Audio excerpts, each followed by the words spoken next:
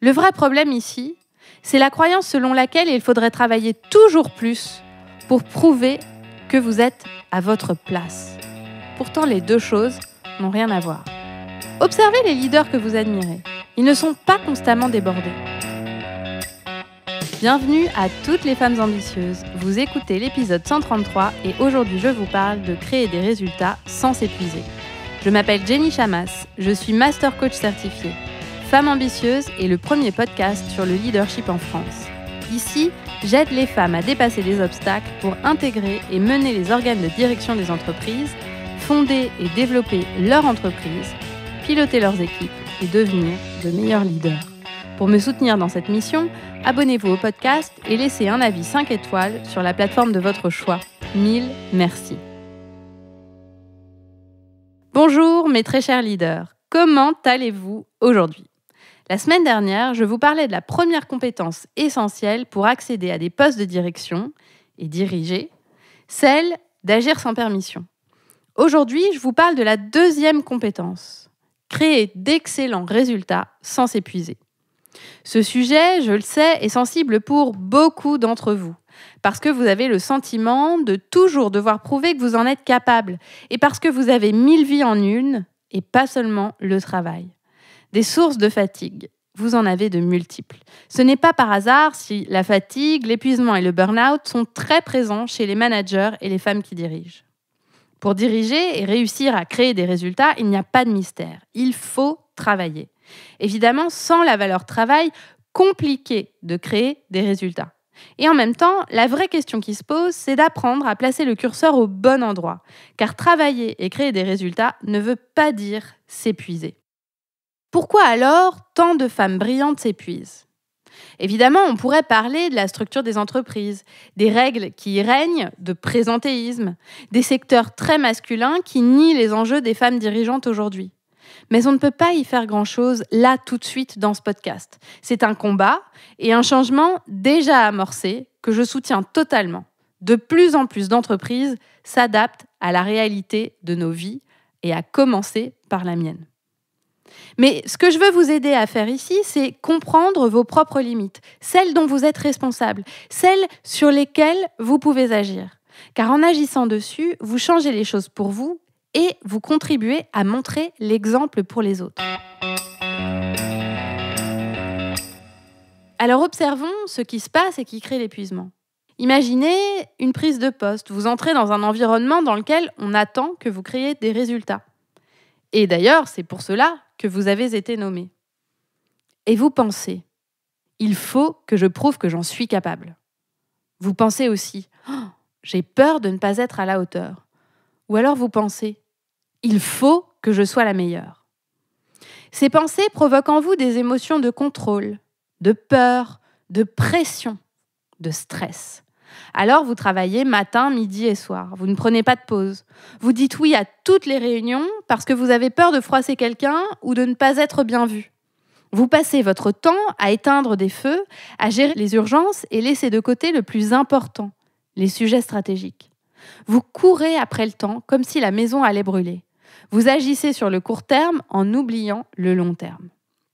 Vous avez de la difficulté à déléguer, à faire confiance, à lâcher prise sur des détails. Vous vous noyez dans le perfectionnisme et avez le sentiment que l'entreprise repose sur vos épaules. Dès que quelque chose ne va pas, vous remettez en question votre valeur professionnelle. Alors vous travaillez encore plus pour y pallier et vous vous épuisez. Vous surinvestissez le champ du professionnel au détriment de votre vie personnelle que vous avez le sentiment de sacrifier. Vous vous sentez stressé des conséquences de ces choix. Et le résultat, c'est que malgré tout le travail que vous produisez et que vous continuez à produire, vous ne vous sentez pas mieux. Vous avez toujours le sentiment d'avoir quelque chose à prouver. Ce que vous faites n'est jamais assez dans votre esprit.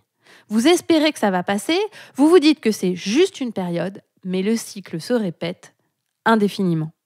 Et quand ça dure trop longtemps, quand vous tirez trop sur la corde, c'est l'épuisement garanti. Le vrai problème ici, c'est la croyance selon laquelle il faudrait travailler toujours plus pour prouver que vous êtes à votre place. Pourtant, les deux choses n'ont rien à voir. Observez les leaders que vous admirez. Ils ne sont pas constamment débordés. Je me souviens de mon ancien manager qui partait en balade dans les magasins, comme ça. Il quittait le bureau sans prévenir personne, sans s'excuser, et il revenait frais comme un gardon avec plein de nouvelles idées. Parce qu'il avait créé dans son esprit de la place pour autre chose que rester scotché à son bureau. Il avait pris l'air, il avait discuté avec les uns et les autres, sans objectif particulier. Et cela nourrissait en lui de très bonnes idées et surtout une grande énergie pour affronter les deadlines et tous les projets. Je pense aussi à 2 femmes brillantes à qui j'ai proposé des interviews sur mon podcast, qui dirigent toutes les 2 de très grosses entreprises qu'elles ont fondées. Les 2 m'ont répondu non à la proposition d'interview parce qu'elles souhaitaient préserver leur temps et qu'elles étaient trop occupées.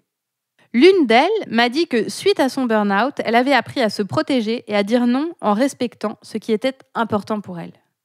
J'ai trouvé ces témoignages absolument géniaux parce qu'elles étaient, ces 2 femmes, l'exemple même qu'on peut diriger, réussir et dire non.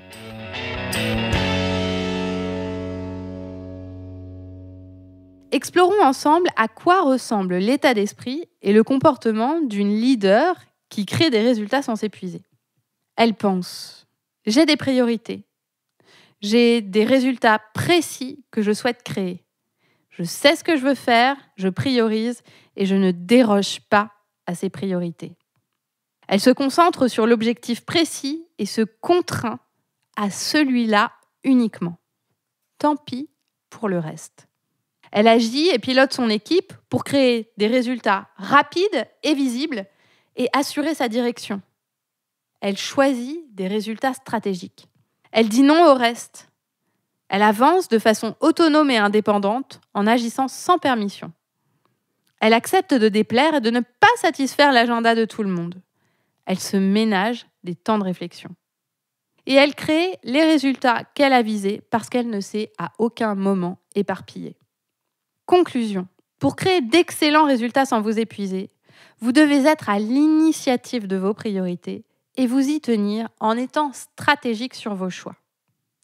Et cela vous demande plusieurs choses. La première, d'avoir confiance en vous, d'avoir assez d'assertivité pour imposer vos idées.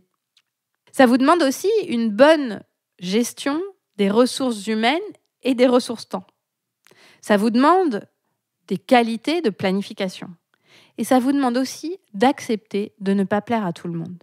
C'est précisément toutes ces compétences que nous vous enseignons dans le programme de coaching Leaders Ambitieuses. Parce que le savoir ne suffit pas. Encore faut-il savoir comment faire et comment se mettre en action et mettre ces compétences en pratique. Et c'est ce que nous vous aidons à faire au sein du coaching. Vous occupez des fonctions de direction dans une entreprise ou dans la vôtre, ou souhaitez accéder à un poste de direction. Rejoignez notre programme de coaching Leaders Ambitieuses. Pendant 6 mois, nous vous accompagnons sur le chemin de vos objectifs et vous vous formez aux compétences essentielles pour devenir une meilleure leader et vous épanouir sur ce chemin. Pour en savoir plus sur le programme et le rejoindre, vous pouvez cliquer sur le lien dans les notes de cet épisode ou bien vous rendre directement sur mon site jennychamas.com et cliquer sur « Travailler avec nous » sur la page coaching. Inscrivez-vous à la newsletter pour encore plus de conseils de leadership et de développement personnel. Le lien est disponible dans les notes de cet épisode.